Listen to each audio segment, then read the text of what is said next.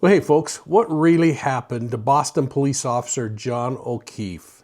Let's explore both sides of the courtroom drama unfolding in the Commonwealth versus Karen Read. Was this a grieving girlfriend, wrongly accused, caught up in a small-town cover-up to protect one of their own? Or was she a reckless, even drunk, driver whose actions and words point to guilt?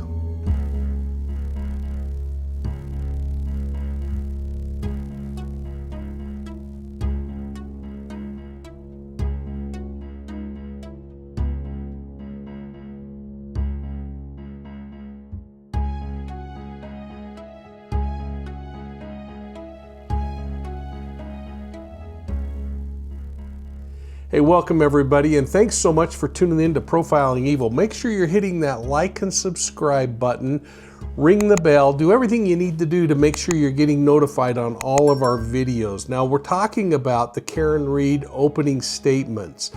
I want to walk through what the Commonwealth of Massachusetts laid out in their opening statement in Karen's trial, and then the defense. And let me say clearly from the jump start, well, I'm not going to tell you who's guilty or who's innocent. I'm only going to unpack the prosecution's case and then the defense case, point by point, as they laid it out to the jury. Now, you can decide how it sits with you, and just keep in mind, there is so much emotion in this. Don't get mad because I might say this was a good point or that was a good point. Just take it all in and try not to make a decision, even if you've already watched the first trial. So let's begin where the prosecution began. It was before sunrise on January 29th, 2022. It was about 6:04 a.m. when the Canton Fire Department received a call to go to 34 Fairview Road. There were blizzard conditions out. The visibility was terrible, near zero, and paramedic Timothy Nuttall bolted into action. Now, he doesn't know who was hurt. He doesn't know what happened. All he knows is that he received a call for a cardiac arrest, and that usually means the worst. Well, when Nuttall and his crew arrived on the scene, the air was so cold it was actually punching them in the face.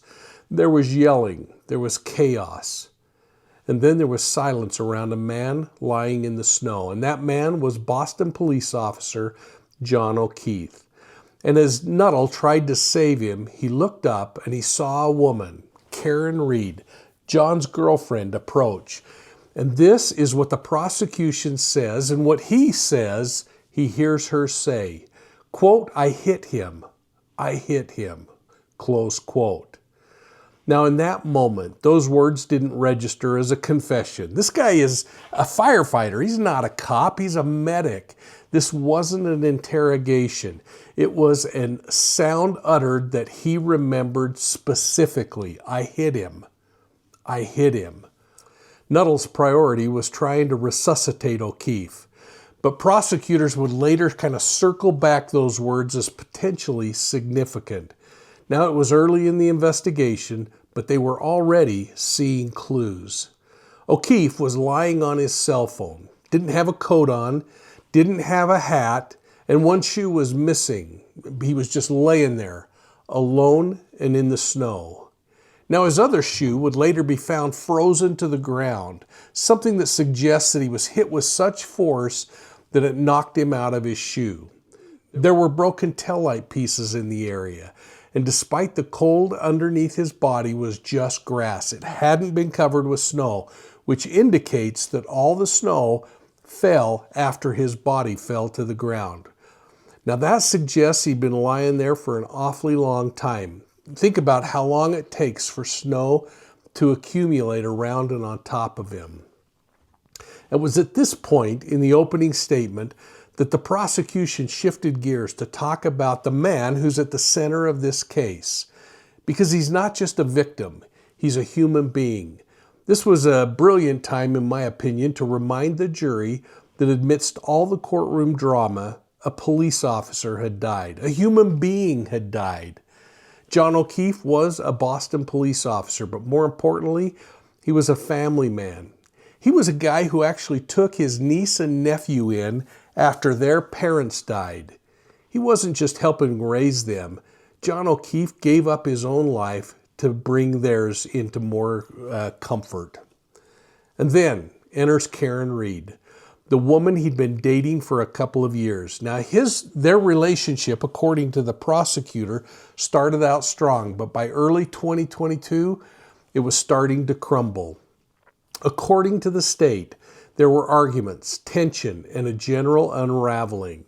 Now, texts between the two showed that Karen was increasingly anxious, even obsessive, while John seemed to be pulling away from the relationship. And this would later get introduced as more information about their relationship. So on January 28th, the couple had gone out together. They started at a little bar called McCarthy's, where surveillance showed Reed drinking at least 7 vodka drinks in under 2 hours. From there, they went to the Waterfall Bar, where more friends joined in. Everybody appeared to be in a good mood, hugging, laughing, at least on camera. Reed had another drink there, bringing her tally to at least 8 drinks that night, according to the prosecution. Now think about that, because then she gets behind the wheel of a car and drives. The night of drinking at the bars ended just before midnight when John and Karen left to head to a house party at 34 Fairview Road. That's right. The bars were just closing down, but the party wasn't. Now here's where things get digital. The prosecution says it isn't relying on speculation. They're leaning on scientific data, such as location tracking, things that were happening behind the scenes on John O'Keefe's mobile phone. The prosecution also said that in addition to that data, they'd also talk about the health data that was on his phone, showing movement or lack of movement. And they also indicated that they're going to be talking a lot about the onboard computer in Karen Reed's vehicle, that Lexus. Now, the prosecutor explained that the data is housed in a vehicle computer on board that car, likening it to an airplane's black box, which I think was a smart move to help the jury understand that they can really get a lot of information from that. Now, it would provide location, speeds, direction of travel, and all kinds of other information about the defendant's vehicle movements, including where it may have traveled throughout the night. Now, they say these 3 things are going to map out exactly what happened, second by second.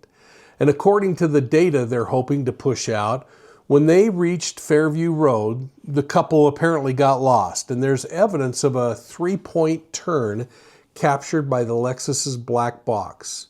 Eventually, though, they park in front of the house, right by a tree line and a flag view that's just a little bit out of the view of the house. And that's when the prosecution claims that things turned deadly. Now, the prosecution's theory is that John got out of the vehicle after they argued. Karen stayed in the vehicle, and then after about 2 minutes, they say her Lexus suddenly reversed at a significant speed, spinning the tires in the snow, and they say the vehicle struck John O'Keefe. The medical examiner couldn't determine how O'Keefe died, but the prosecution says they're going to bring in a neurosurgeon who says the injuries are going to match somebody who fell backwards, striking their head, possibly after being hit. Now, that's a phenomenon called the contradictions phenomenon, where you see it in shaken baby cases, where the body is propelled backwards so quickly that when it suddenly stops by hitting the ground, or in the case of a shaken baby, when that baby is pulled back one way or another, it creates a rocking motion inside the skull. The brain actually is moving back and forth. Think of some Jell-O inside of a bowl as you shake that, how it slaps against one side and then slaps against the other. It actually tears the membranes that hold the brain in place, and that creates bleeding, and in this case, they say it caused death. So there it was, right there on that dark, snowy lawn. They say that John lay motionless and alone as the snow began to cover him and he slowly died. Then, according to the state, Karen Reed drove off, and they say the data is going to back this up. Now later that early morning, she reportedly left angry voicemails for John. One of them saying something like, "John, I hate you." Now according to the prosecutor, she made almost 40 calls to his phone that night, none of which he answered. His phone didn't move. It didn't light up. It didn't unlock. John O'Keefe was already dead. But here's the part that struck a lot of people, because prosecutors say that Karen knew where he was all along. To support this claim, they say that they're going to show that Karen Reed called John's niece at 5 a.m., reportedly screaming and insisting that she help her find him. The niece will say that Reed allegedly led them straight to John O'Keefe's body, covered in snow on the front lawn of 34 Fairview. Now, all of this happened before anyone had publicly confirmed his location. Now, she says, that they pulled up. They could not see John O'Keefe, and Karen pointed, saying, "There he is," and ran over to the exact location he was, covered in snow. Now, that's the moment that many people say is proof of guilt.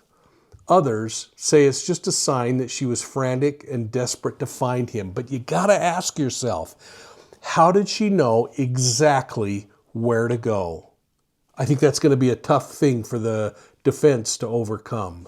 Now, during this trial, the prosecution will attempt to prove that Karen Reed's vehicle, the taillight fragments, were recovered near John O'Keefe's body, and that there was DNA on Karen's car that included John O'Keefe's body. And his missing shoe on the ground had his DNA. Now, they hope to show a trail of conflicting statements from Karen, saying that she left him at the bar, then later saying that maybe she hit him. Now remember, if in fact it's true that she had 8 drinks under her belt, I wonder how her judgment could be. Karen Reed was eventually charged with second-degree murder, not premeditated, but allegedly a reckless act with high likelihood of death. She also faces manslaughter while operating under the influence of alcohol. And the state charged her with leaving the scene of an injury or death. The accusation that she knew he was injured, yet she still left him there.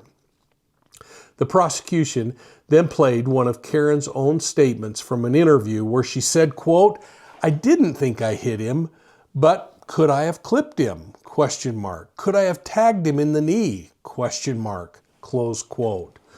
Well, the state framed this as an admission wrapped in doubt, the kind of thing that they believe underscores both guilt and uncertainty. So there's the state's case. And now I want to look at the defense team's case, Karen Reed's side of the story, because they started with a hard-hitting statement saying, quote, "There was no collision," close quote. They told the jury straight up, Karen Reed didn't hit John O'Keefe with her vehicle. In fact, they said there was no evidence that he was hit by a car at all.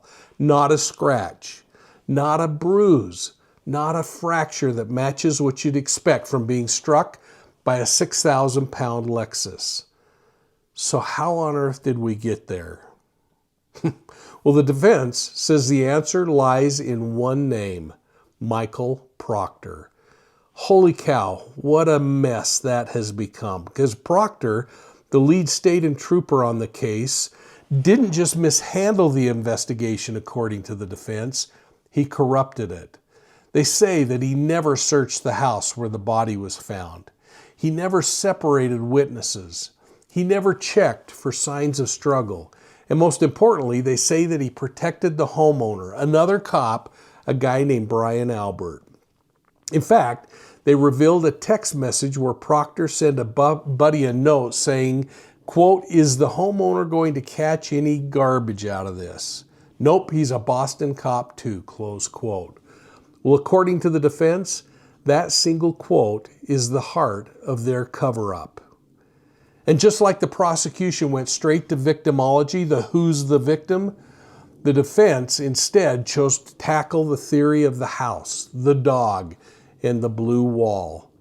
They are doing everything they can to focus all of your attention away from Karen Reed and on problems with the case. But does it change the facts of the case? They focused on 34 Fairview Road, the home of Brian Albert. That's where John's body was found, but the defense argues that John O'Keefe didn't die out front. They say that John O'Keefe actually went inside the house after he and Karen Reed arrived.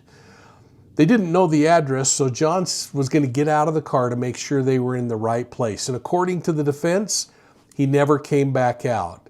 So as Karen waited in the car, she called him, she texted him, she left voicemails. She got increasingly upset, and she finally just drove away because she was so mad, thinking he went inside. Now that's the defense's claim. Only he hadn't really ghosted her, according to the defense, because according to the defense, he was already dying inside that house. And here's where the defense is going to bring in their own expert, a forensic pathologist and a professor who's expected to testify that John was immediately incapacitated by a head injury when he walked through that house. She's also going to say, according to the defense, that John O'Keefe's body had no signs of frostbite or hypothermia. And she's going to suggest that there were no internal or external injuries consistent with being hit by a vehicle. There was no bruising, no broken bones, nothing. Instead, she'll say, the pattern on his head is consistent with blunt force trauma from some kind of a ledge or a raised surface, not a flat lawn. And those scratches on his arm, they're going to say it isn't from a tail light. She's going to say it came from an animal bite, possibly that large dog that the Alberts had inside the house. And there's one more thing. They're going to make sure you remember that the family got rid of that dog shortly after the incident. Another reason why the defense says this points to a cover-up. And the defense is going to lean into that data as well, because they claim the temperature of John's phone battery suggests that he was somewhere warm when he was injured, not lying outside since midnight like the prosecution's alleging.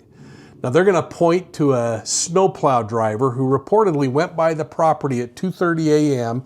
and says he doesn't remember seeing a body. Now that same driver came back at 3:30 a.m. and he saw a Ford Edge similar to a car driven by the Alberts out front. And then there was a 2:22 a.m. phone call that Brian Albert apparently called Brian Higgins, another cop and a close friend. Now the defense says that both men deny the call, but when the phone records exposed it, they both gave the same explanation. Must have been a butt dial. So that's going to be a tough one for the prosecution to get over. And then they're going to point to a Google query where Jennifer McCabe, a relative of the Alberts, made a 2:27 a.m. query, how long to die in the cold. Now the prosecution says that query happened at 6 a.m., but that window, that search box was opened at 2:27 when they were looking for something to do with hockey. In this case, the defense is saying, ain't no way they made this how long to die in the cold request at 2:27 a.m. The prosecution's going to argue that it was 6 a.m. So this is going to be a battle of the experts. And then the defense brought up the missing pieces from Karen Reed's taillight. Now prosecutors say that the pieces of taillight were found in and around John's body, but the defense says those fragments weren't discovered until Proctor had full access to the SUV. In effect, saying that that was planted evidence. They're going to continue to push that there was no blood or tissue on the glass shards. And they're going to say that DNA included other male samples of DNA that needed to be considered. Now why, if it all was just planted, I don't exactly know, unless they're saying that it would have been somebody who planted it that's DNA was there. And did you forget about that dog bite? The defense says because they got rid of that dog, that's part of the conspiracy. That this was all part of a massive cleanup effort while Karen was sleeping at home, only to wake in a panic, start calling, and eventually discover her boyfriend's body. And when she did, the defense said she wasn't confessing. She was reeling. She wondered if the plow could have hit him. She wondered what happened. They say that Karen Reed's question, "Did I hit him?" was the question of a shocked, grieving woman, not an admission of guilt. And they plan on countering the EMT statements of hearing her say, "I hit him," by saying that it's fabricated. It's not on any 911 tape, it's not in a police officer's report, and they say that there was nobody that reported hearing it other than the EMT. Well, that's going to be an interesting one to think about. So for those of you who are interested, I've got both the opening statements from the prosecution and the defense following this video that you can watch for yourself. And then, like you, I'll continue to watch this thing and see what I learn through this current testimony, trying not to let what I've already heard and what I've already read influence my thoughts one way or another. And I'd recommend the same for you. Although my personal feeling is that there is such a divide between the Reed side of the fence and the prosecution side of the fence that we may see a lot of battlefields being carved out in this one. Hey, thanks for your support of Profiling Evil. Make sure you're checking us out on Facebook, Instagram, YouTube, and Twitter. And if you like audio podcasts, go to my audio podcasts on your favorite podcast platform. All you got to do is look for Profiling Evil. Go over to our website, sign up for our digital newsletter, The Bolo, and consider purchasing one of my books. I think you'd really enjoy them, and if you live in the United States, I'll sign them and I'll ship them to you for free. Anywhere else in the world, you can get them through Amazon.com. Hey, thanks for your support of Profiling Evil. We'll see you soon at the next crime scene.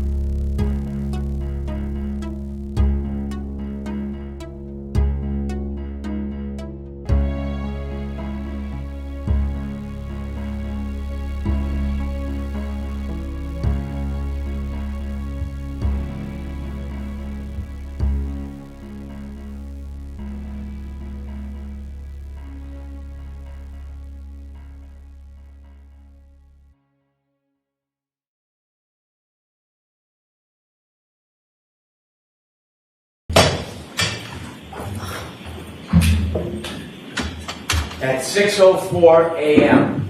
on January 29, 2022, the alarm bell sounded in the Canton Fire Department. Firefighter paramedic Timothy Nuttall knew what that meant. His heart skipped a beat, he raced to his equipment, and he picked up his bag, which was meticulous. There was a sign and a signal, and then there was a voice commanding that there was cardiac arrest. The most serious of calls for a firefighter and paramedic, that means that a person's heart has stopped. He didn't know who it was, he didn't know where it was, he took his bag, he had just gotten to the station, and he rushed to the ambulance. He was one of the most senior paramedics that morning. Another paramedic, Anthony Flamati, would be running this mission. He jumped in the back of the ambulance, the door shut, and they headed off to 34th Fairview Road. As they drove, firefighter Nuttall could not see anything.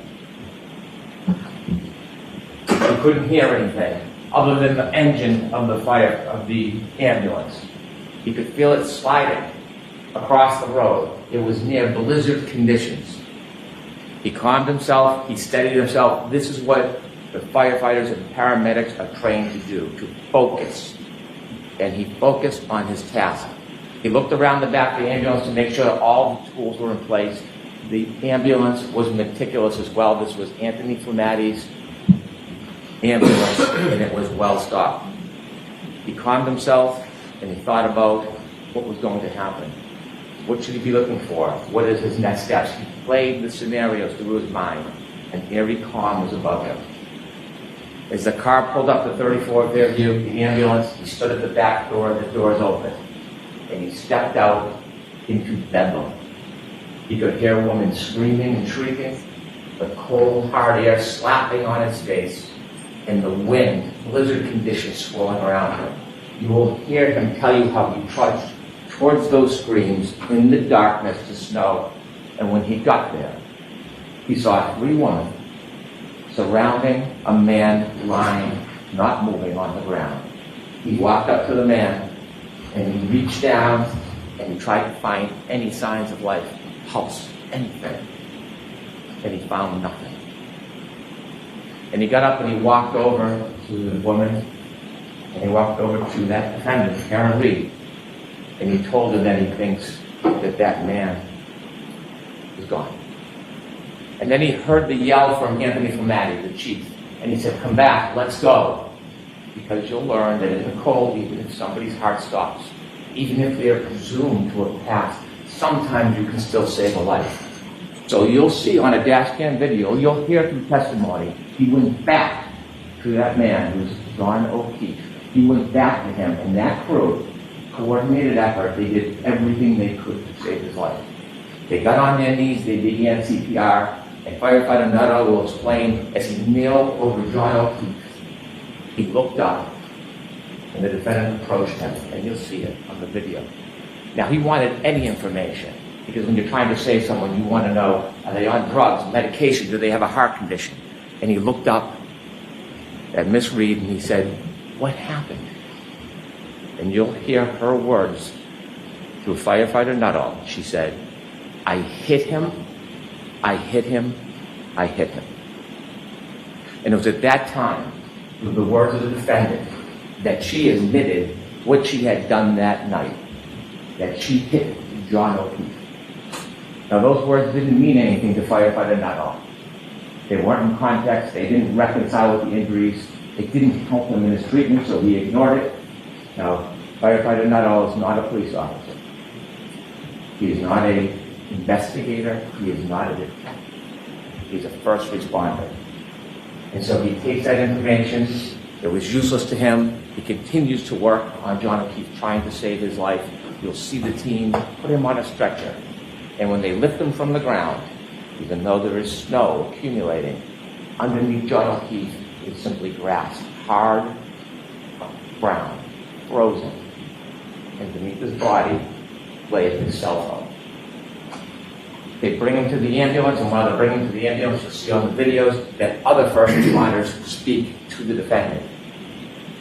One first responder, Mr. Flamati, she will say, "I hit him, oh my God, I hit him." And then she was interviewed or asked questions for background information, not a criminal investigation, just background to try to help John.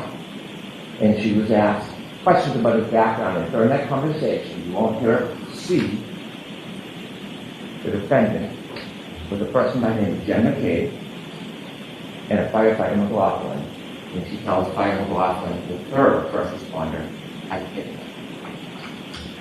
They bring Mr. O'Keefe to the Good Samaritan Hospital, and his body is cold. The doctors work feverishly. They treat him, trying to save him. They try to warm his core. And unfortunately, firefighter Nuttall's first instinct is accurate. John O'Keefe passed. So why are we here today? We are here today because John O'Keefe was killed by the actions and conduct of that defendant, Karen Reed. You will learn through this case, through facts, science, and data, you will learn that on January 29th, 2022, when the defendant and Mr. O'Keefe were in front of 34 Fairview Road, all the way to the left side in that dark corner near a flagpole, you will learn that Mr. O'Keefe got out of the car. He got out and he stood by the side of the road after an argument with the defendant.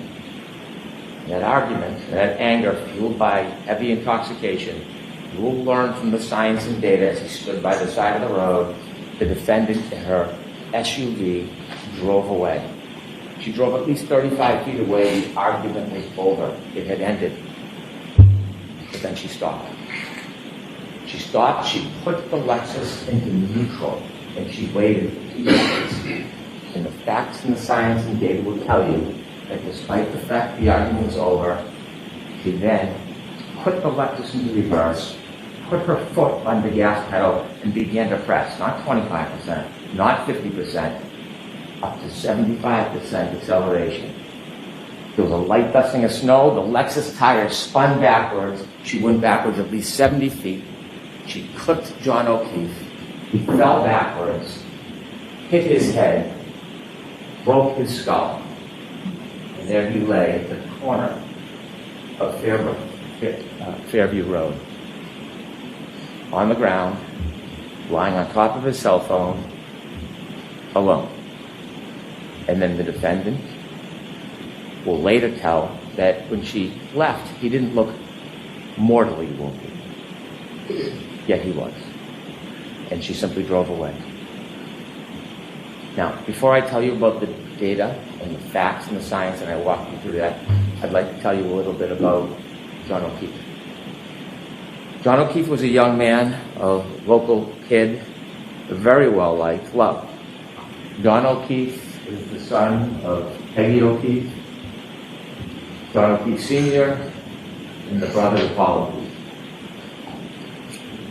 Grew up in Canton, worked hard, he became a police officer. But what you're going to learn, the fact that he worked for the Boston police officer, as a Boston police officer, was just a fraction of his life. It was a small, really unimportant part, because the biggest part of John O'Keefe is he was a family man.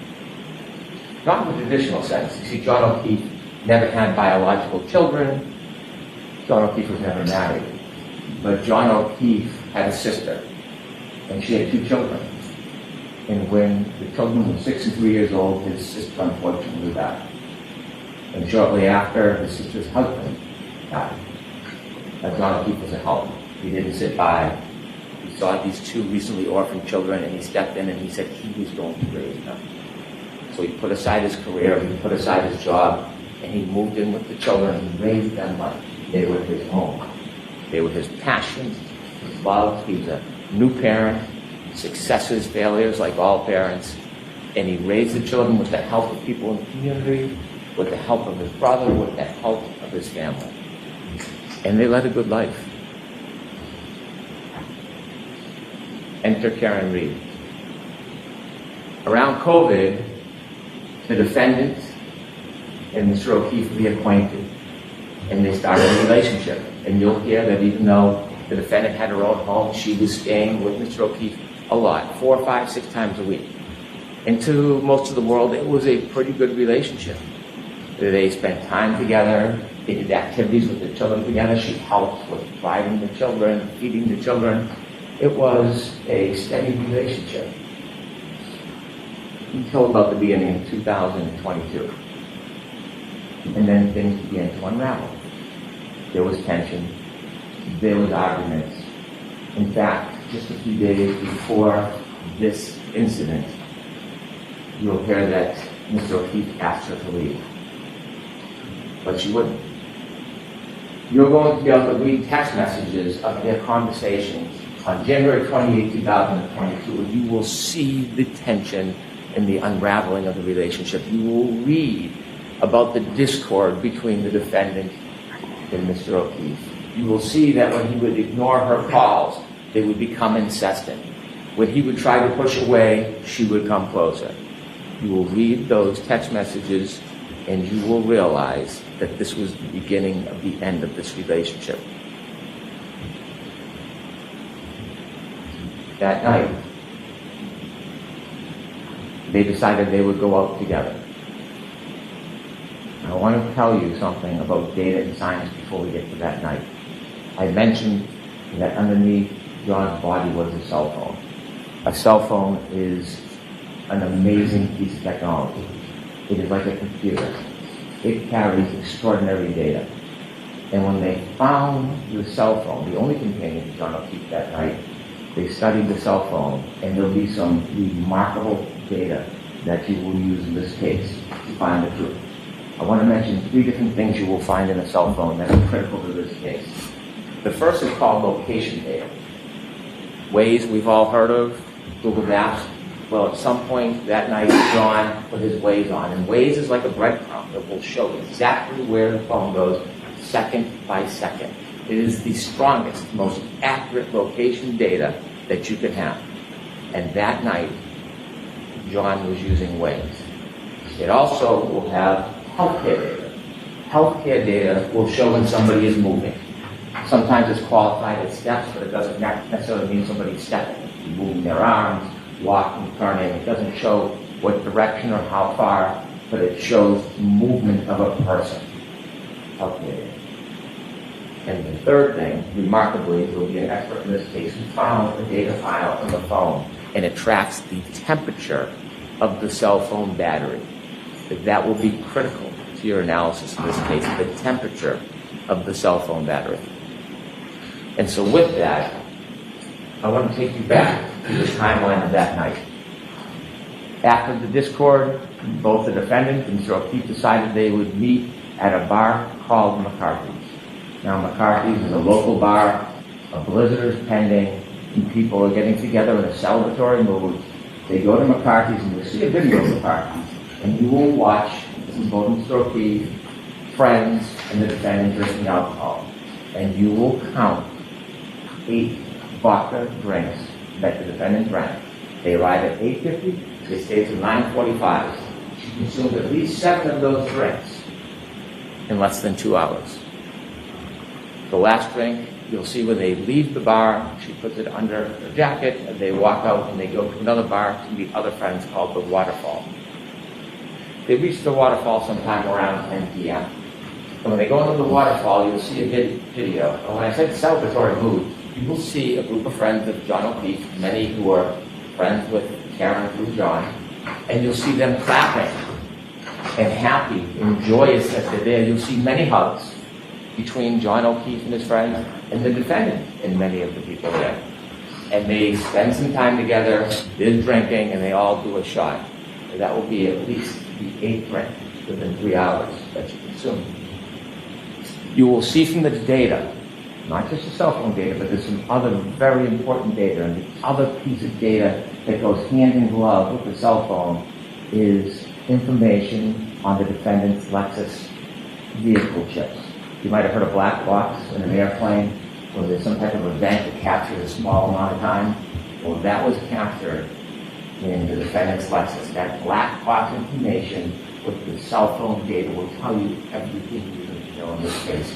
It will bring us step by step through the entire night to the death of John O'Keefe. And so they leave the Waterfall bar at 12:12, and you'll see that the ignition goes on to the defendant's Lexus. And both John O'Keefe and the defendant in the car, and they decide that they're going to go back to 34 Fairview Road, where we talked about earlier. They're going to go there for a get-together for one of the homeowner's sons who's having a birthday party. And so as they drive back, we'll be able to follow them with this location data. When they go back to Fairview, they don't know exactly where it is, and they get lost. And so John O'Keefe makes a phone call, has a phone call with one of his friends, Jen McCabe. And during that phone call, which the defendant listens to because she recounts it, in trying to get directions, Jen McCabe tells John O'Keefe, it's near Bella's mom's house. You'll learn that Bella, or her mom, was somebody that John had dated before this week. And so as they make their way through Fairview, you will see there's a road that comes down like a loop and that leads to Fairview.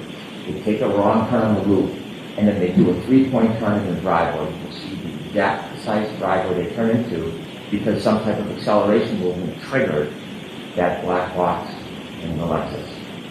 And that's important because that's 7 minutes before the collision.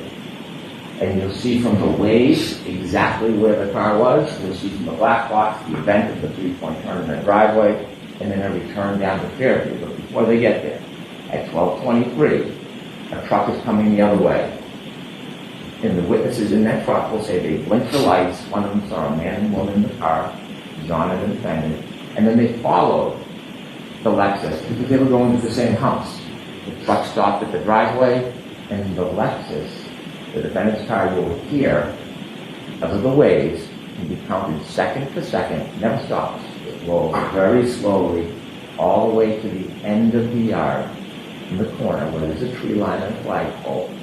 And they reach that location at 12:34:33. And they're in the car and they stay there. The truck waits, they speak to somebody in the house, he comes out, the person goes back in the house and they're there for about 5 minutes. We're now down to 2 minutes before the collision. The truck leaves, and now it's just the defendant and John. And while they're waiting outside at 12:27, John gets a text from Denver Cave. Park behind us in the driveway. 12:29, she texts again. Are you coming in? You'll hear that Denver Cave and others looked out the window and see the defendant's Lexus in front of the flagpole at the far end. It's snowy, it's dark, it's windy, they're waiting. You will know that John O'Keefe was in that car, that Lexus, and didn't move because his healthcare data is not moving. It's not moving until 12:31:56. At 12:31:56, he begins to move. He will have 20 seconds before he falls. 20 seconds. He gets out of the car, the Lexus, and in that 20 seconds, you'll hear that user initiated. He looks at the phone, at the text message to Jen McCabe. There's now 12:32:09. He closes the phone the last time. It will be the last time he uses that phone. From the waterfall bar, you'll see that he's in his back pocket. And at that time, 12:32:09, last user, he has 7 more seconds to move before he lied dormant the rest of the night.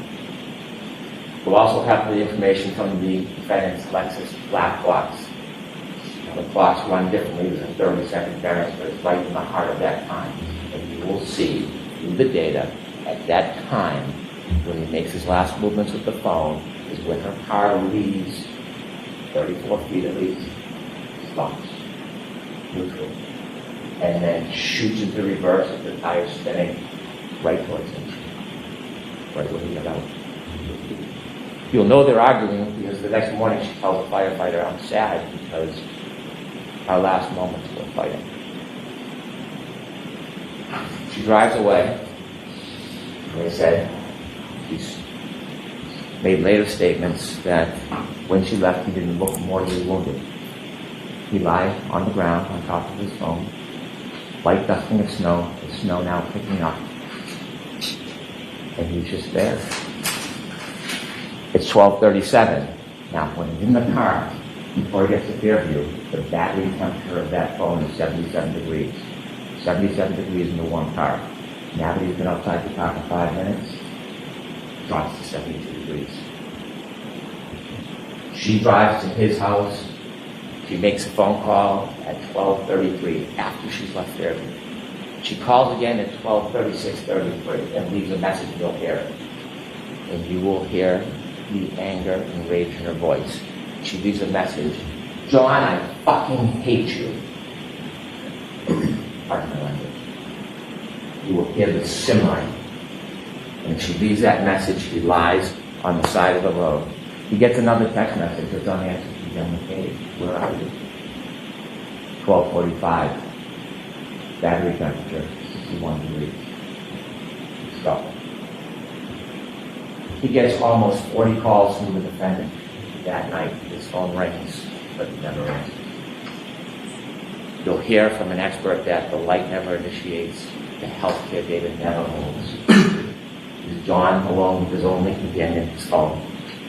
At 12:53, cell phone drops to almost 60 degrees. 12:59, the defendant leaves another message on John's phone. Now, she hasn't spoken to anybody.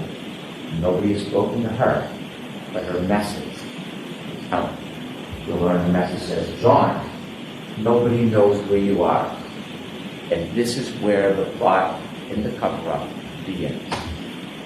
The evidence will make clear that she knew he was there. But she did not call 911. She did not go back to him. She did not leave an anonymous tip. She left him.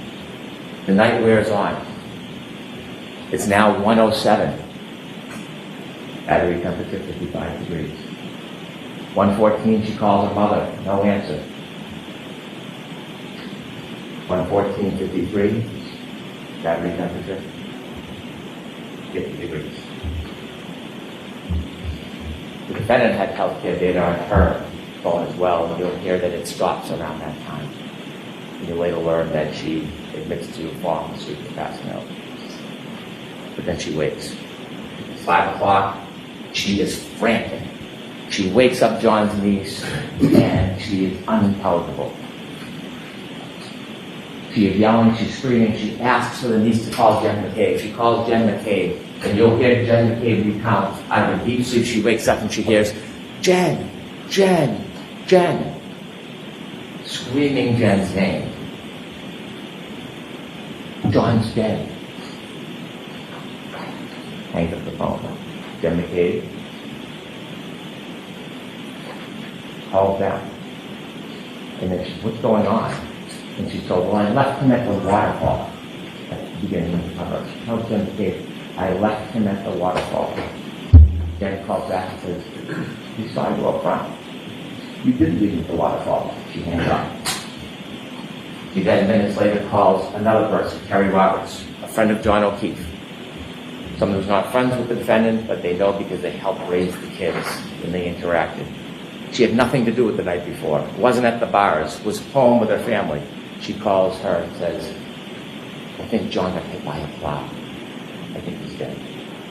Now Terry, with that information, calls 911. She calls hospitals. You can hear her voice. She's concerned. Not him. And then she gets another call from the defendant. And she tells the defendant, come to my house.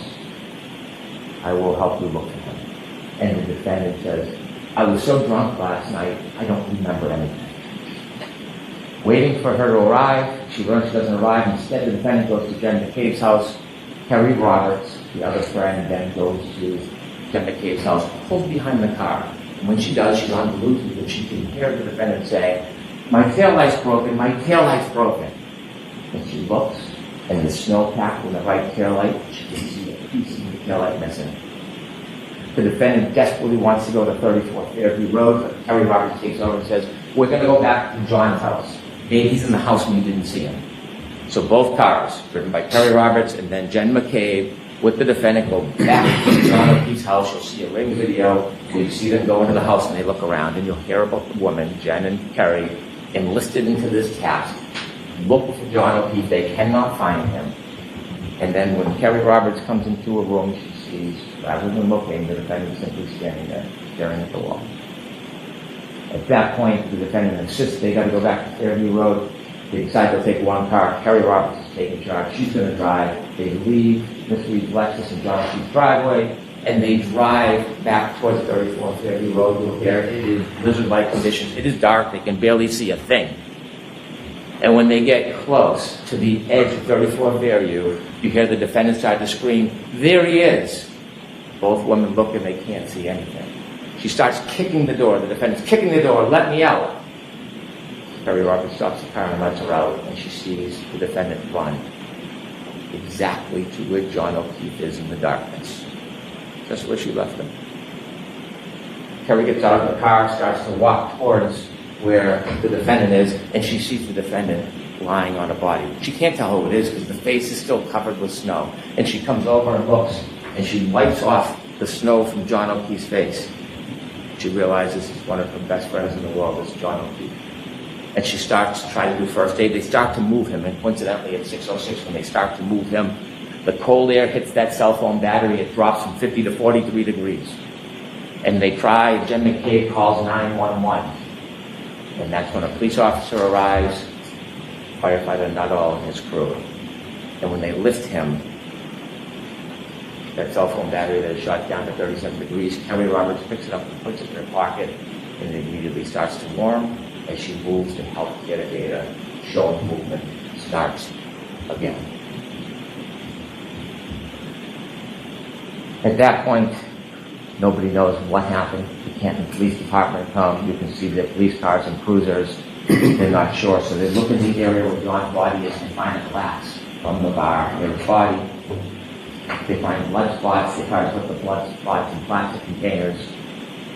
They don't know what they're looking for at this point. There's no information. They don't believe or know that there's a crime. They just know that John O'Keefe somehow ended up here with the broken glass and the blood. And so that morning, you can see the work of the Canton Police Department try to uncover a little bit around his body to see what they could find, which was very little. And then, Terry Roberts goes and picks up Peg O'Keefe, tells her the news, and they go to the hospital. They go to the Good Samaritan Hospital, and Carrie Roberts is walking, and Peggy O'Keefe is going to go see her son, with her husband. And as she walks down the hall, Karen Reed is also at the hospital. See, there was some reports of maybe she was upset or suicidal, so they sectioned her. They put her in for evaluation to make sure she was safe. You'll hear Peggy O'Keefe tell her she walked down the hall to go see her son. The defendant was screaming, "Is he dead? Is he dead?" As she walked by Karen Reed, she stopped and she said, "Karen, what happened?" And you'll hear that Karen was excited and yelling, "Is he dead?" She stops her excitement. He becomes stoic. He doesn't say a word. Peggy pays respects to her son, and then she has to go back home because she has to tell the children. Now, while she's out, the Canton Police Department sent an officer to the house to make sure the children are safe because they're alone if they're home.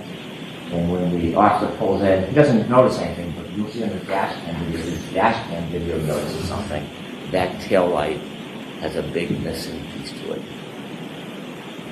They can't find the children. Ultimately, Peggy comes home, a friend can take it down, and they bring the nephew home, and he is distraught. And then Peggy hears a knock on the door. It is the defendant and her father. They want to come in. They come in, no condolences to Peggy, and they ask, "Can we go upstairs to John's room?" And she's busy consoling her grandson. They go upstairs. They're upstairs for about 15 minutes. They come down, and quickly they leave. Now they got there from the defendant's father, drove his wife and the father to that house. But when they leave, they take two cars. They take the Lexus with the broken tail light with them back to the defendant's father's house. And you will learn that when police start getting some of the information, they learn about the broken tail light, they learn information that she had told people that she had hit him. They went down to see her. And on their way down, they decided they would get a warrant to take the Lexus. When they get down to Dighton, where the car is, you'll hear from Trooper Buchanan. He took a look and you could see the missing piece of the tail light. They went in and spoke briefly to the defendant. They took the car, they brought it back to Canton. And so what you'll learn from the forensic evidence that will help with the science and data is that not only was the cell phone left behind, but also around that area, broken tail light was littered around John O'Keefe's body. Littered around that area. When they got into the hospital, they noticed there was a shoe missing. As time went by, snow melted, they dug with excavations, they found his shoe on a little berm on the border between the street and the grass. You'll learn days later when they did a plant excavation, they found his hat frozen into the ground. Ultimately, they would find over the course of 10 days that the snow melted almost all every piece of that broken tail light in that area. His hat, the sneaker, the glass. When the defendant left Mr. O'Keefe behind, took with her something of Mr. O'Keefe called trace evidence. You'll learn on the back of her Lexus, around the taillight area, was John's DNA, and stuck to the side, grasping one last piece of John O'Keefe's head. Now, John O'Keefe fell backwards and hit his head after he was clipped by the car.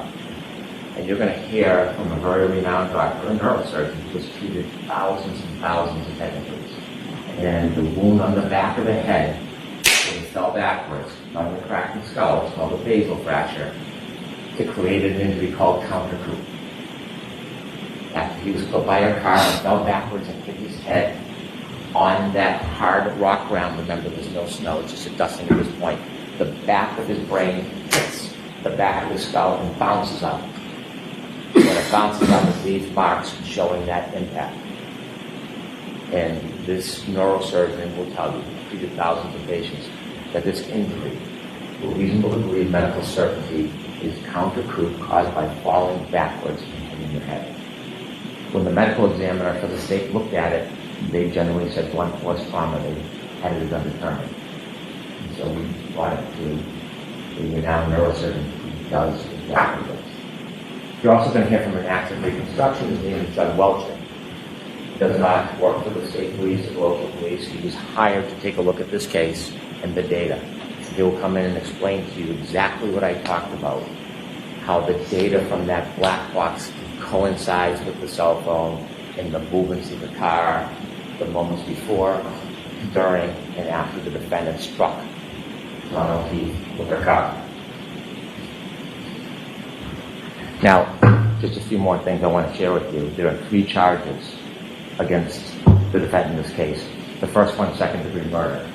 When most people hear murder, they instantly think shooting somebody, stabbing somebody, bringing kill, deliberate premeditation.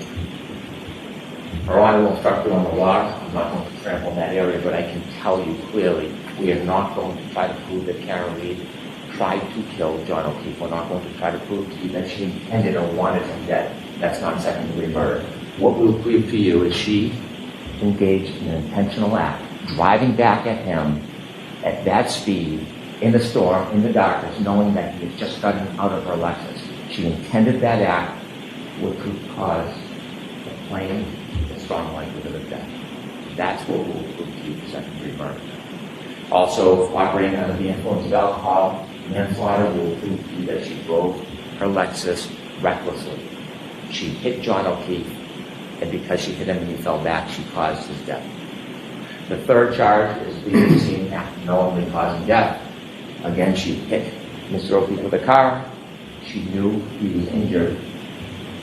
She left him behind, and he died. That's what we'll prove. This case will come down to the science and the data. The science and the data that cell phone is the best of historians. It doesn't suffer from intoxication. It doesn't suffer from memory loss. It doesn't suffer from emotion, pride, or prejudice. It is facts. It is data. And that facts and data will lead you to the truth in this case. But after Ms. Reed was charged, she began what you'll learn is a campaign. A campaign to make public statements. 2020 guideline, Box 25, a documentary. And we've had an opportunity to get many of her statements in the footage, and we're going to show much of it to you. And her statements to you will confirm what you already know from the science and the data, what you will already conclude from the facts independent about what she did that night. Her word is simply confirm that your judgment is sound. And you're going to hear from her own lips in many of her statements, her admissions to extraordinary intoxications, her admissions to driving the Lexus, her admissions to being angry at dawn that night. And I dare say her admissions that she told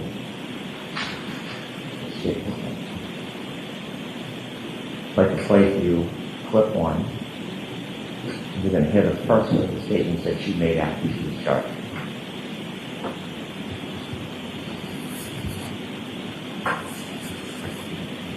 I mean, I didn't think I hit him, but could I have clipped him?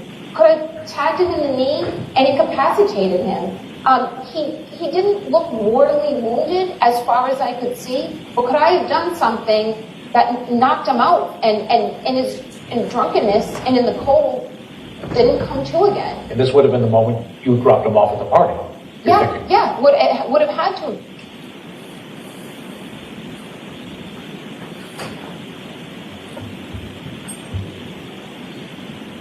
Ladies and gentlemen, I simply ask you to follow the evidence, follow the science, follow the data. Ignore speculation, surmise, conjecture. Stay true to the evidence. It will lead you to the truth. That on January 29, 2022, a very intoxicated defendant was angry and arguing about the relationship with John O'Keefe. And after the fight was over, she left but she brought the fight back to him in the form of her SUV. She clipped him, he fell backwards, he broke his head, and then this man who helped, a lifetime of help, was left at the corner of that yard, left to die with no help. The facts, the data, and the evidence will bring you the truth, and the defendant's own words will confirm everything you've already concluded. The evidence in this case will establish above everything else 3 points. There was no collision with John O'Keefe. There was no collision. There was no collision. John O'Keefe did not die from being hit by a vehicle. Period. The facts will show that. The evidence will show that. The data will show that. The science will show that. And the experts will tell you that. You'll learn that the Commonwealth has pinned its entire case on a brazen and a flawed assertion that is untethered, unconnected to the facts and to the evidence. And their assertion is contrary to science.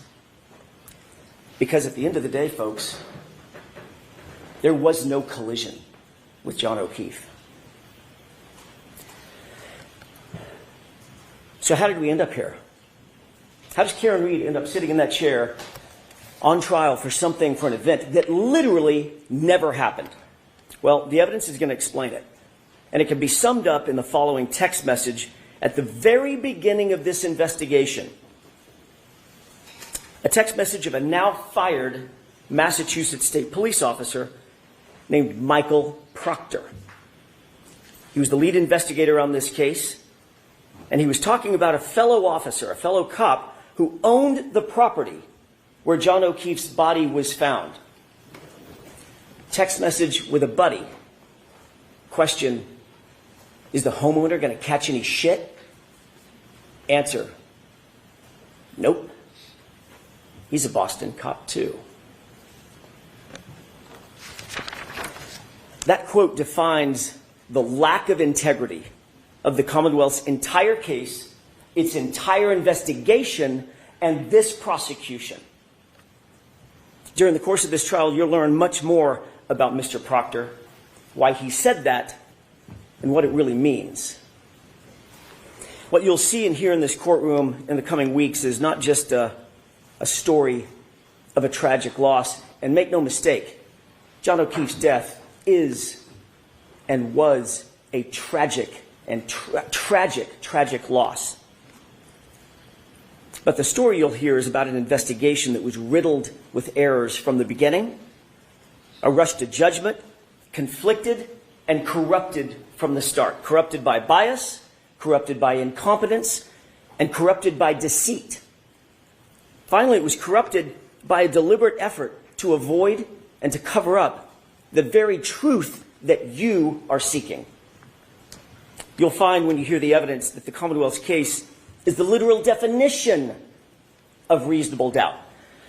They won't be able to talk their way out of it. They won't be able to explain their way out of it. They won't be able to excuse their way out of it. And they can't meet their extreme burden of proof, which the court will tell you is beyond any and all reasonable doubt and to a moral certainty. Members of the jury, Karen Reed found John O'Keefe dead on the front lawn of a Boston police officer, Brian Albert, at 6 a.m. on January 29th, 2022. Picture the scene. Blood-curdling screams. Ambulances, emergency lights on, fire engines, ladder trucks, paramedics, patrol vehicles, patrol cruisers, police officers, first responders, firefighters, all swarming all over Brian Albert's lawn. Literally feet under his bedroom window. Yet Brian Albert, a sworn peace officer, a first responder himself, never came outside. Never went outside to see what the chaos was about. Never went outside to see if he could assist a man in need. Never walked outside his house to see if he could help a fallen fellow officer on his own front lawn. More shockingly, you'll learn that lead investigator for the Massachusetts police, Michael Proctor, never set foot inside Brian Albert's house that day. Never engaged in any investigation inside that house that day, even though a party with much alcohol had just occurred in that house, and even though a Boston police officer was found dead or dying just mere feet from the front door on that lawn. He never secured the crime scene, never separated and secured witnesses. He never properly collected evidence. He never secured the evidence. He never searched for signs of a struggle inside or outside the home. He never properly canvassed the neighborhood. Michael Proctor never did any of these things, even though fellow officers of Michael Proctor's actually mentioned, in their words, not mine, that it looked like John O'Keefe may have been, quote, in a fight. You'll have questions about that conduct. During the course of this trial, you'll find that the Commonwealth will not have answers. You'll see from the evidence in this case that this case carries a malignancy, one that is spread through the investigation, it's spread through the prosecution from the very start, from the jump. A cancer that cannot be cut out, a cancer that cannot be cured. And that cancer has a name. And his name is Michael Proctor. Now, you didn't hear his name in the prosecution's opening statement. Not once. And I suspect that was probably by design. But make no mistake about it. The evidence will show in this case that Michael Proctor is the very definition of the Commonwealth's case. And he's also their Achilles heel. He was the lead investigator on the case officer, the architect of the entire prosecution. You'll learn there's not a single part of this case, folks, not a single part that he didn't touch, that he didn't direct, that he didn't orchestrate personally. Every single bit of it has his fingerprints on it. You'll learn that Michael Proctor was a longtime family friend of the Alberts. And he's been disgraced by his own agency, not by us, by the Massachusetts State Police. Investigated, suspended, and fired. The evidence will show that Massachusetts State Police found him guilty, found Michael Proctor guilty of bringing dishonor to the department for his conduct, not in some other case, not in some tangential case, in this case. The investigation of Karen Reed. Conduct that included bias in favor of his friends, the all-powerful Albert family, and bias against my client, Miss Reed, the outsider. Do you have any idea how hard it is for a state trooper to get fired? Well, the evidence is going to show that Michael Proctor earned it. Every bit of it. You'll hear that within hours of a Boston police officer being found dead on Brian Albert's lawn, Michael Proctor, the lead investigator, who had investigated exactly nothing up to this point, right at the beginning, made an early pronouncement that Brian Albert himself was not going to, quote, catch any shit, end quote. And that was for one reason, and one reason only. He's a Boston cop. The evidence will show that Michael Proctor made this statement in a text conversation with his high school buddies. A text he never thought would see the light of day, certainly never thought we would get a hold of. And when he thought no one was looking, he actually said the quiet part out loud. He's a cop too. We'll give him a pass. You'll learn that in Michael Proctor's world, rank has its privileges. And the evidence will show that's privileges that you don't get and I don't get. But apparently a Boston police officer, Brian Albert, and his friends, they do get. You'll learn that in Michael Proctor's world, he didn't care about finding the truth. In his world, his priority was to protect the brotherhood, to protect that blue wall, to protect his friends who were at the Alberts' house that night. I want to take a step back, if I could, and spend the next few minutes talking a little bit more detail about what the actual facts in this case will show, not based on speculation, not based on surmise, not based on guesswork or conjecture, but the actual true facts that you will learn through the course of this trial. On January 28, 2022, it was a Friday night. John and Karen had made plans to meet up with friends for drinks. It was a happy and normal night for them. They were affectionate, they were loving, they were in good spirits, nothing out of the ordinary. They started at a local watering hole called C.F. McCarthy's. You've heard that name before and you'll hear it again. And eventually they made their way over to the Waterfall Bar and Grill, another bar where they ended up. When they got to the Waterfall Bar and Grill, the Albert family was already there, already heavily drinking. You'll learn that this was no ordinary family, the Alberts. The Albert family was a well-known Canton family. Some might even describe them as a very powerful Canton family. Brian Albert was there at the waterfall. You'll hear that he's a longtime Boston police officer. His wife, Nicole Albert, was there with him. His brother, Chris Albert, a powerful Canton politician. He sits on the select board. The select board actually governs the police department, the Canton PD. He was there. His wife, Julie Albert, was there. Their daughter, Caitlin Albert, was there.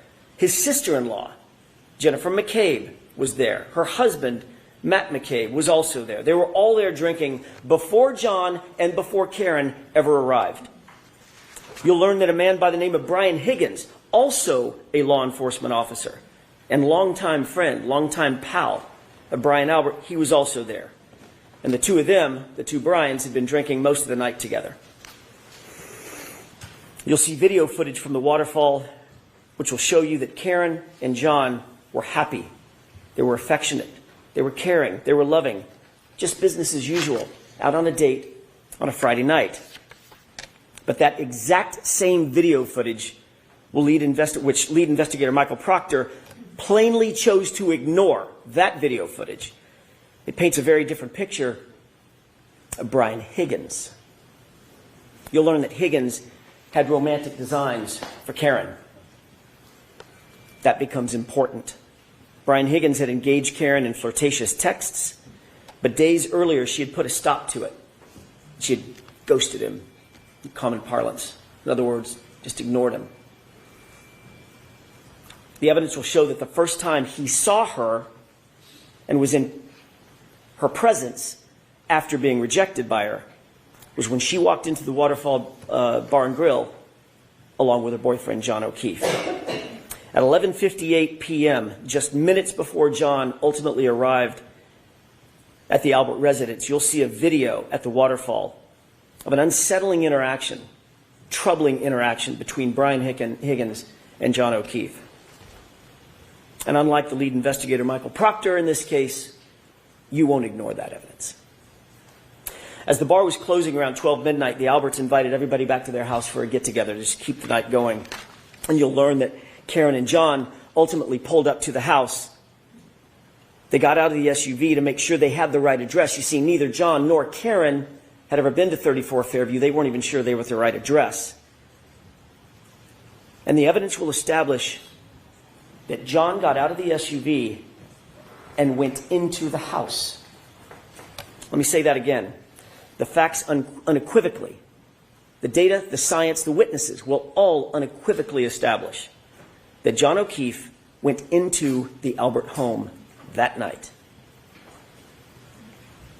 Eyewitnesses and forensic data will establish that fact. When he didn't come back out, you'll learn that Karen grew increasingly frustrated. She got upset. She was left alone in a car, in the cold, in the middle of the night, with the car idling. John had gone into the house. She expected him to come right back out. And when he didn't, seconds turned into minutes, and minutes started to clock away. She left John a voicemail, then another voicemail, voicemail after voicemail after voicemail, text messages. But he was unresponsive. He didn't pick up a single call. He didn't respond to a single text. The longer he didn't respond, the more upset she got. The Commonwealth will intimate, as they already have in their opening statement, that these voicemails are evidence that the two were fighting. The actual evidence in this case, however, will show the exact opposite. You'll hear that Karen was very agitated. You'll hear some voicemails where she's swearing. You'll hear voicemails where she calls him names. There's name calling. But you'll also hear the context of those voicemails. And every single one of them, every single one of those voicemails was left for John after he failed to come back out of the house, after he failed to respond to her voicemails and to her texts. Karen believed John had just left her sitting there, grabbed a beer, was partying with his friends.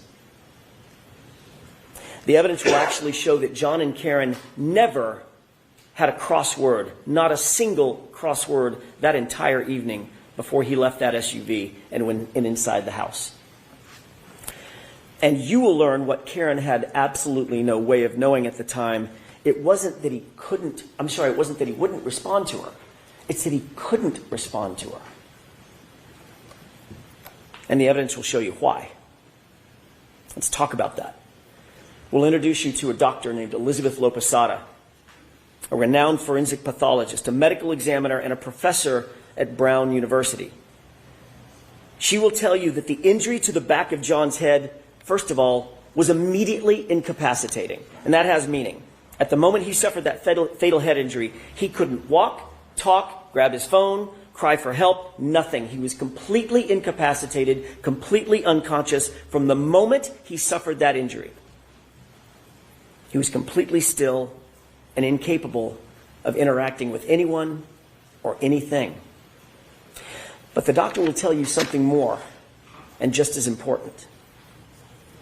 She'll tell you that John O'Keefe did not suffer from hypothermia, as the Commonwealth will undoubtedly allege. His body showed no signs of it. No frostbite, no cold-induced injuries to his organs, no damage based on cold or frost. Ladies and gentlemen, the scientific evidence and the medical evidence will establish that John O'Keefe had to be injured somewhere else, somewhere warmer, and his body had to have been moved out into the cold. And that's where, ultimately at 6 a.m., Karen found him the next morning. You will learn that John did not have a single injury consistent with being hit by a car. Let me say that again. The evidence will establish that John did not suffer a single injury on his body consistent with having been hit by a car. Not one. You'll learn that John's torso, his ribs, his chest, his arms, his hips, his legs, his knees, his ankles, his feet, all of them, no broken bones, no fractures, no contusions, no torn ligaments, no internal injuries, not even a bruise. Nothing consistent with a car accident, despite the Commonwealth's contention that he was slammed into by a 6,000-pound SUV. Not a bruise. Dr. Lopesada will tell you with medical certainty that, in fact, John was not struck by a vehicle. Medically and scientifically, he could not have been struck by a vehicle. Therefore, as I said, there was no collision. She will tell you that the patterned abrasions on John's right arm, the patterned abrasions you see over my left shoulder, they're not the result of being struck by a car or a taillight. You'll take one look at these injuries and you'll agree with Dr. Lopesada. The evidence will show that these injuries are from an animal, like a large dog, like the large dog that was inside the Albert house that night. You'll learn that Brian Albert has actually admitted that his large dog, the family dog, is, quote, not good with strangers. And of course, John, never having been to the house before, was a stranger that night. You'll also learn that oddly, very oddly, after having their family pet for 7 years, a short time after this incident, the Alberts got rid of that dog. They called it rehoming her. but she was gone. Dr. Laposado will also tell you that the injury to John's head was not the result of falling backward onto a flat lawn, cold or otherwise. Rather, Dr. Laposado will tell you with medical certainty that the injury pattern to his scalp was produced by an impact from a raised or ledged surface, a surface that does not exist on Brian Albert's front lawn where John was found. The medical evidence will establish no hypothermia, no injuries from a car strike, no collision with a motor vehicle. And forensic analysis of John's cell phone, Mr. Brennan mentioned that in his opening statement. The Commonwealth's own expert will ultimately support the exact facts that I just told you, including the temperature data. John O'Keefe was injured someplace warmer, and he was moved. That alone is reasonable doubt, but there's much more. You'll also learn that there were many people at that after-hours gathering at Brian Albert's house who would have left by the front door just feet from where John O'Keefe's body would have ultimately been, had he actually been there, right after 12:30 a.m., which is what the Commonwealth's claim is. There were nearly a dozen people who walked out that front door directly adjacent to the precise spot where John O'Keefe would have been lying. Not a single person, not one, not a single person, saw a 6'2", 216-pound man laying sprawled in the front lawn in dark clothing on a light white dusting of snow. Not one. Then the evidence will also show that every one of those same people drove by that same spot, not walked by it, drove by it to leave the house, and still not one of them saw John laying in the yard when they left between 1 a.m. and 2 a.m. in the morning. But you know who else you'll find never saw a body on that lawn? The snowplow driver, a completely independent witness charged with plowing the streets in Canton that night. You'll hear that Michael Proctor, oh, he's not done yet, Mr. Proctor. You'll hear that Michael Proctor wrote a report where he claimed that Fairview had not been plowed that night. You'll learn that that was completely false. That was a lie.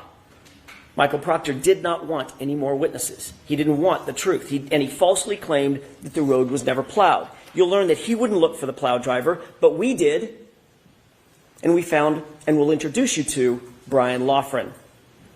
He plowed Fairview that night, and what he's going to tell you is that there was no body on that lawn at 2:30 in the morning. You'll learn that Brian Loughran passed by 34 Fairview, traveling right next to Brian Albert's front yard, and at 2:30 a.m., John O'Keefe was not there. But you'll see that the plow driver also provides some other troubling information, troubling testimony for the Commonwealth. You'll learn that after making that pass at 2:30 a.m., he showed up with his plow an hour later. He stopped at the entrance of Fairview. He was looking up Fairview to decide whether or not to plow it, but he saw an obstruction. At 3:30 a.m., he looked down the street, and in the very spot precisely where Karen would later find John's body laying at 6 a.m., there was a car parked in front of it, a Ford Edge. You're going to ask yourself, who's moving a car at 3:30 in the morning into a blizzard on the side of the road? You'll learn that Michael Proctor, the lead investigator, intentionally ignored this fact as well. He did no investigation to find out who owned a Ford Edge, but again, we did. And the evidence will establish that Ford Edge happens to be a favorite model of the Albert family. More than one Albert owned a Ford Edge at the time. You'll learn that those facts will add to the mounting and the overwhelming evidence that there was no collision and John O'Keefe's body was moved onto that lawn. You'll find that this is yet additional reasonable doubt in the case. You'll be introduced to science and physics, even from the Commonwealth's own experts. That science will establish that Karen Reed's SUV was not damaged by hitting a pedestrian, and conversely, John O'Keefe's injuries did not come from being struck by a vehicle. The Commonwealth mentioned triggering events, but what you'll actually learn from the experts, some of them the Commonwealth's own experts, is that a triggering event is not evidence of an accident. It does not evidence a collision. That's why we're here. a collision. And there's no evidence of one. Zero. You'll also find that those exact sort of triggering events that the Commonwealth will rely on are relatively commonplace on Karen's SUV, and none of them are associated with a claim of a collision. Folks, the science will not lie, and the physics cannot lie. And that science will tell you with certainty there was no collision with John O'Keefe. You'll add that to that rising mountain of reasonable doubt. I want to take you back to the night in question, January 29th, for just a few minutes. Remember, Karen had gone home after dropping off John and John walking to the house. While Karen was asleep at home with John's 13-year-old niece, what were the people who had been at Brian Albert's house that night? What were they doing? While she slept, what you'll find and what the evidence will show is that they were extremely busy. You'll learn that after a long night of heavy drinking, Brian Higgins left the Albert residence, but he didn't drive home. Rather, he drove over to the Canton Police Department, where he kept an office at about 1:25 a.m. Not a Canton police officer, but he kept an office there. Why go back to his office at 1:25 a.m.? Why go back to the Canton Police Department at 1:25 in the morning on the night of a blizzard? You'll learn that while there, Higgins made a call at 1:30 a.m. Higgins will later deny that he made that call. You'll find that curious. And his explanation for that late-night visit to Canton PD, you'll find that it changes nearly every time he's asked about it. You'll learn that after everyone left Brian Albert's house, Brian Albert actually claimed he had no contact with anybody else except his wife. No contact. Until he woke up the next morning. So he says. Then you'll learn that that, too, is a complete lie. His phone records establish that he placed a call to none other than Brian Higgins at 2:22 a.m. shortly after Higgins completed that late-night visit over to Canton PD. You'll wonder, what did they possibly need to talk about at 2:22 a.m. that night? The evidence will establish that Brian Albert called Brian Higgins first. Brian Albert then disconnected that call when Higgins didn't answer it. Seconds later, Brian Higgins returned the call. Brian Albert then did answer that call. They spoke for 22 full seconds, had a conversation, then they both hung up their respective phones. You'll learn that when they were asked about these calls and conversations, both Brian Albert and Brian Higgins lied about it. Both of them. They said they never had a call with each other. But then ultimately, when they were confronted with their own cell phone records and they could no longer deny the calls, they were asked independently, explain yourself. And they both came up with the exact same explanation. A butt dial. The evidence will make you question, why did Albert and Higgins speak at 2:22 a.m. and why did they both try to cover up that phone call? You'll also learn after this incident and within days of one another, both Brian Higgins and Brian Albert, both police officers, both trained investigators, got rid of their phones. Both of them. And what else you'll learn Brian Albert got rid of? Shortly after this incident, Brian Albert got rid of his house, the whole thing. Just sold it. His childhood home, a home that had been in the Albert family for generations, he literally sold it mere months after this incident. Dog rehomed, phones destroyed, house sold. You'll learn that all these things happened shortly after the incident where John O'Keefe was found unresponsive and dying in Brian Albert's front lawn. And you'll also learn that Michael Proctor looked the other way. He did not investigate any of what I'm telling you. He pre-selected Karen Reed from the start. And he ignored everything and everyone else. Let's get back to what was happening with the others while Karen slept. What you'll learn during this trial is that Brian Albert's sister-in-law, you've heard her name before, Jennifer McCabe, she was at the waterfall that night and she was over at the Alberts' house that evening as well. She left the after-hours gathering about 2 a.m., a little before 2 a.m., got home around 2 a.m. And you'll learn that according to the Commonwealth's own evidence, from a forensic software program called Physical Analyzer made by Cellebrite. It's considered the gold standard for forensic tools. You'll learn that a Google search was discovered on Jennifer McCabe's phone. A Google search that Michael Proctor and his investigators never revealed to us. But we found anyway. A Google search that was time-stamped, according to their own data, at 2:27 a.m. 5 minutes after that 2:22 a.m. call that Higgins and Albert denied having. And that Google search on Jennifer McCabe's phone read, "Hoslong to die in cold." Hoslong to die in cold. Now, she misspelled the first word. Hos is supposed to be how, but the meaning's the same. How long does it take to die in the cold? Time-stamped 2:27. And then that search was also noted by the same Cellebrite program as having been deleted. The evidence will force you to ask, why is there a search on her phone? Why is it logged at 2:27 a.m.? When the Commonwealth claims that she first learned of John's death and where his body was hours later at 6 a.m. So what you'll learn is that while Karen slept, here's what was actually happening by some other very busy bees. 1:25 a.m., Brian Higgins makes an unexpected visit to Canton PD. 1:30 a.m., he makes a phone call that he later denies ever making. At 2:22 a.m., Brian Higgins and Brian Albert talk. They both deny and lie about having made that phone call.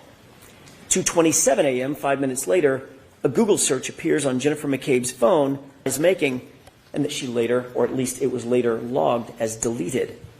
Meanwhile, at 2:30 a.m., the plow driver confirms that O'Keefe's body was not on the lawn of Brian Albert's house, not at 2:30 in the morning. And at 3:30 in the morning, that area was obstructed by a Ford Edge like the one the Albert family liked to own. The evidence will show in the meantime, Karen dozed in and out of a fitful sleep for the rest of the night, only to awaken just before 5 a.m., and that's when she realized, in a panic, John had never come home. And you'll see, it wasn't like John to not come home. That morning, you'll see and hear evidence that Karen's emotions had morphed. It'd gone from frustration and anger, which you'll hear in the voicemails, to abject fear. Fear that something bad had happened. The evidence will establish by this time Karen was panic-stricken. She had a feeling something was very, very wrong. She was unable to get a hold of John. Karen went to go look for him. She got in her Lexus and she backed up to leave her garage at One Meadows. You'll hear a lot about that address, One Meadows. That was John's house where Karen was staying. She backed out of the garage, and during the course of the trial, you'll hear that she actually struck another car with that right rear taillight. During the course of this trial, the Commonwealth is going to desperately claim that Karen Reed's taillight was actually damaged by hitting John O'Keefe. They'll have no evidence of it, mind you, none, but they'll make the claim. We'll show you a video of exactly how that taillight was originally damaged, or exactly what happened at 5:07 in the morning. The facts will show that it was damaged in John's own driveway at 5:07 when Karen backed up and made contact with another car in the driveway. This is 5 hours after she dropped John off and he went into the Albert residence. As a result, the taillight was minimally cracked, but it wasn't completely shattered or damaged or broken. And that's the condition of the SUV when Michael Proctor got a hold of it. That becomes important. You'll hear from an independent police officer, an eyewitness to the damage on that SUV, someone not connected to Michael Proctor or under his control. And he'll tell you that he saw the taillight damaged before it was in Michael Proctor's possession, but it was not completely shattered. And you won't have to speculate how that taillight got cracked originally. You'll see it for yourself. It's on video. You'll learn that part of the reason that Karen's Lexus hit that car at One Meadows is because she backed out looking for him at a time when she was absolutely panicked, panic-stricken and grief-stricken. Where was John? Why hadn't he come home? What had happened to him? Is he hurt? Is he passed out somewhere? Her mind was reeling. The evidence will establish she wasn't giving anything away. Everything was on the table. What could have happened to John? You'll learn that when she woke up and he still wasn't home, she was just racking her brain for what could have happened to him, and she was worried about possibly the worst. He had gotten out of the car. He'd walked to the house. She was confused. And later, when she found him at 6 a.m. on the lawn, where she last saw him going toward the house, her mind started reeling, oh my God, did a plow hit him? Did I hit him? Could I have hit him? What could have happened to him? And that video clip that you saw, out of context, when she said the words, he did not look like he was mortally wounded, she's not talking about at midnight. She's talking about at 6 a.m. when she found him. That's what she was talking about. Your job will be to make sure that the evidence isn't presented to you too cute by half. She was saying all those things. Did a plow hit him? Could I have hit him? Did I hit him? She was saying that to herself and to other people. And the Commonwealth, very obviously, will try to seize on that panic and twist this into some admission. But here's the actual truth. That's not a confession. Could I have hit him? Did I hit him? Could a plow have hit him? That's a person trying to make sense of an unexplainable circumstance, a natural concern of a bereaved significant other, a woman desperately trying to piece together what could have happened on this tragic night. John didn't come home. And the evidence will show that Karen Reed never said, I hit him. Never. Not in the background of the 911 recording, not on any dash cam video, not on any audio, not on any police body cam, not to a first responder.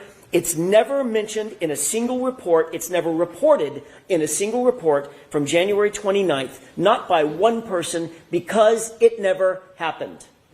The evidence will show that there were at least 13 members of law enforcement or first responders and 2 civilian witnesses that were intently focused on what was happening at that scene. They were all over the lawn. They were all over Karen. Officer Sarath, Mullaney, Good, Lank, EMT Nuttall, Flamati, Kelly, Walsh, Woodbury, Whitley, Becker, Robery, McLaughlin, Carrie Roberts, Jennifer McCabe. They were all there, watching and listening. On January 29th, when John O'Keefe was found, not one first responder reported having heard Karen Reed say the words, I hit him. Not one. Not one civilian reported having heard Karen Reed say, I hit him. The facts will show that the first time this improved statement was ever claimed to have been made was some 24 hours later by a single EMT in an interview. Now listen to this. In an interview coordinated by a Canton police detective named Kevin Albert.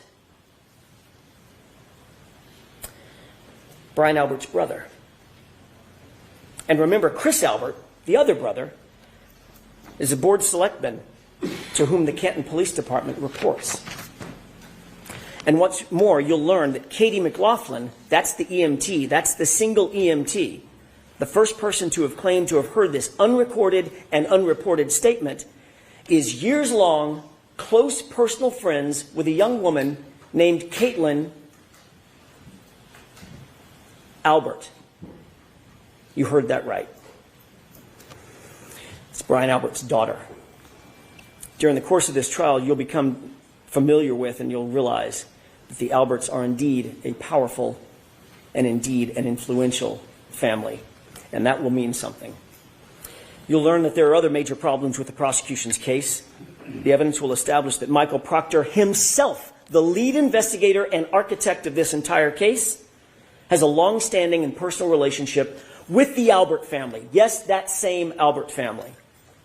His sister was close friends with Julie Albert. He personally sat at head tables at weddings, or at a head table at weddings with the Albert family. He entrusted the Alberts with babysitting his own children.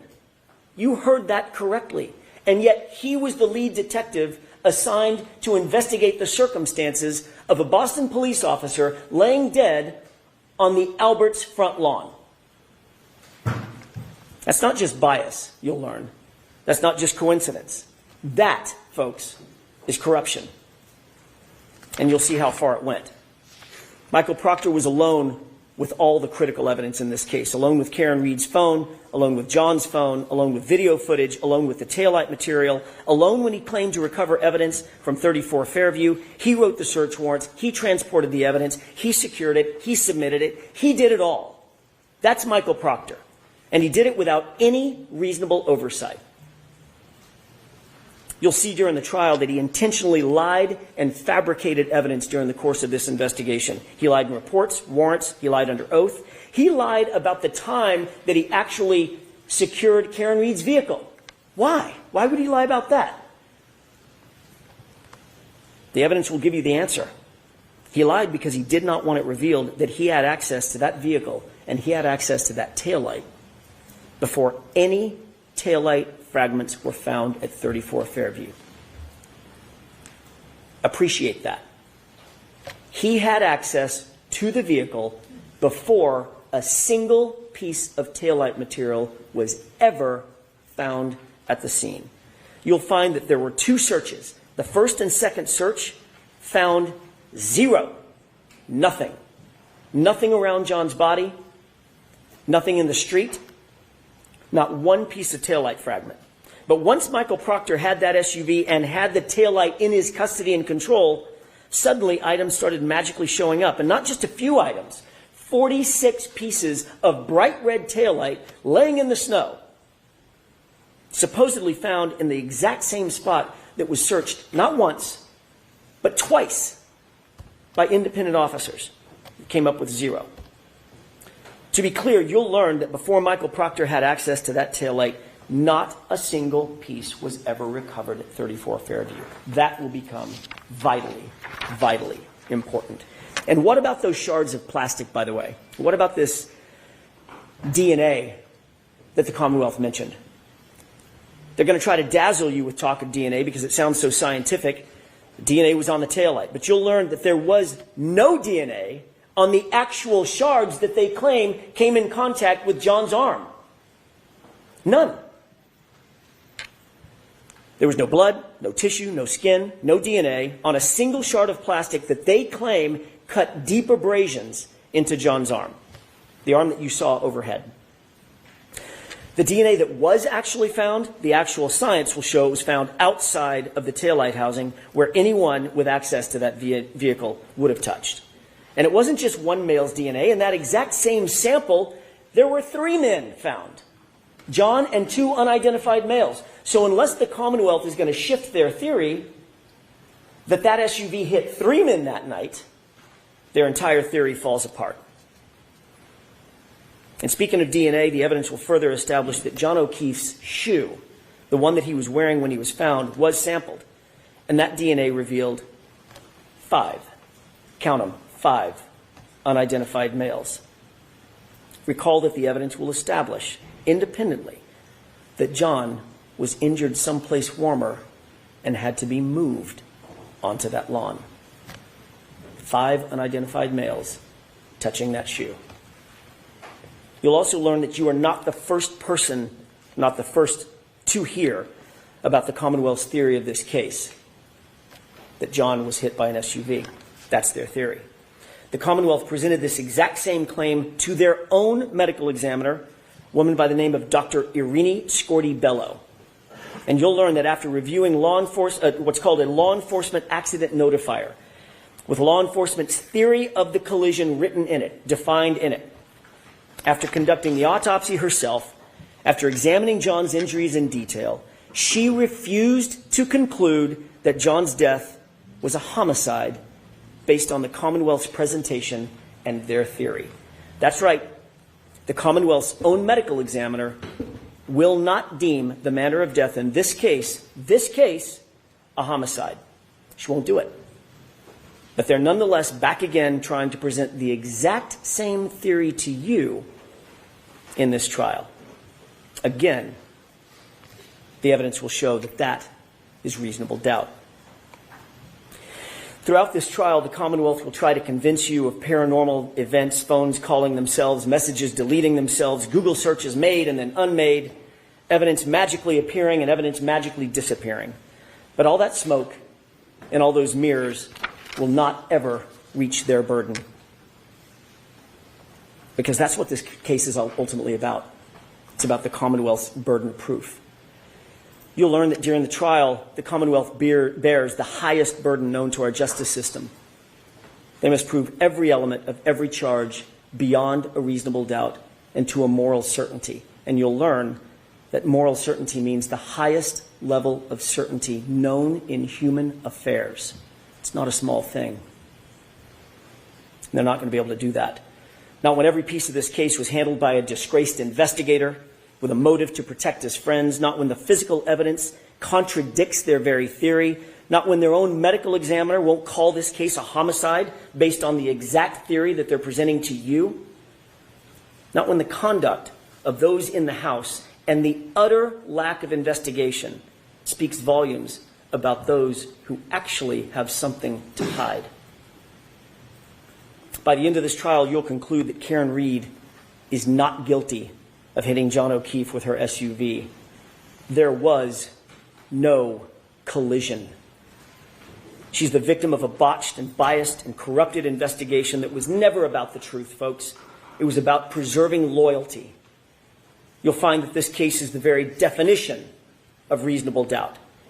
And at the end of this trial, we'll ask you to return the only verdicts, all three of them, that are consistent with the evidence, the science, the truth, and justice. Not guilty, not guilty, not guilty. Thank you.